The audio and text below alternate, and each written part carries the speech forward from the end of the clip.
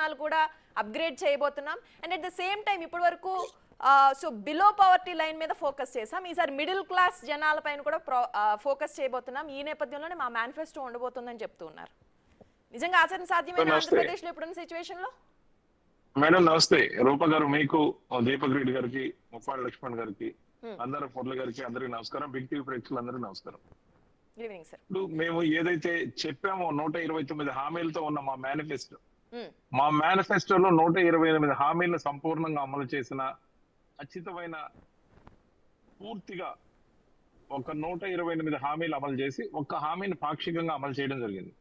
ఇది 2 పేజీల మేనిఫెస్టో మాత్రమే, అంటే 4 వైపులా ఉంటుంది.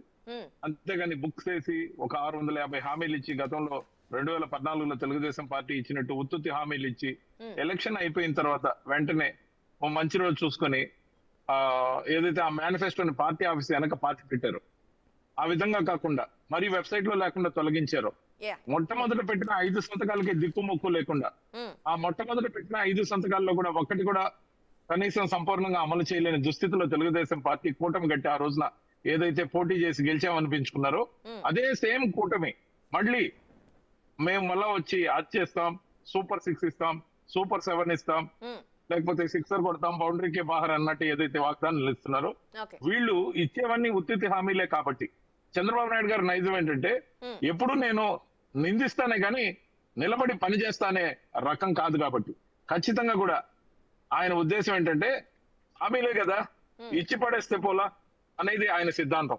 ఇచ్చి పడేస్తే పోలా అనే సిద్ధాంతంతో ఇచ్చిన తర్వాత ఎలాగో అమలు చేసేది లేదు. కాబట్టి ఒక నిబద్ధత అనేది లేకుండా, నిజాయితీ అసలే లేకుండా, ఒక మారల్స్ కానీ ఎథిక్స్ కానీ లేకుండా అబద్ధాలే పునాదిగా, ముఖ్యంగా ఎల్లో మీడియా దన్నుగా ఏదైతే అతను చేస్తాడో యాగి, ఖచ్చితంగా కూడా అతనికి తెలుసు మనం చేసేది లేదు, చచ్చేది లేదు. అటువంటిప్పుడు నిన్నటి దాకా తిట్టిన వాలంటీర్లకి ఈ రోజు 5,000కు బదులు 10,000 ఇస్తామని ఉగాది కాదు. ఒక్కసారి రవిచంద్ర రెడ్డి గారు, మీ మేనిఫెస్టోలో కూడా నవరత్నాలు కాకుండా మిగిలిన ఐటమ్స్ లిస్ట్ ఒక్కసారి చెక్ చేసుకుంటే మద్యపాన నిషేధం చాలా ఇంపార్టెంట్. అండ్ దానికి డబ్బు ఖర్చు కూడా ఉపయోగపడేది కాదు. ఓవరాల్ గా ఏ రకంగా చూసుకున్నా మొత్తం రాష్ట్రానికి మంచి జరిగే విషయమే. ఇవన్నీ దృష్టిలో పెట్టుకునే మీరు పాదయాత్ర చేసిన సందర్భంలో జగన్మోహన్ రెడ్డి అక్కడ ఉన్న ప్రజల కష్టాలు తెలుసుకుని ఇది మేనిఫెస్టోలో నేను పెడుతున్నానని పదే పదే చెప్పిన అతిపెద్ద హామీని ఎందుకు అమలు చేయలేకపోయారు?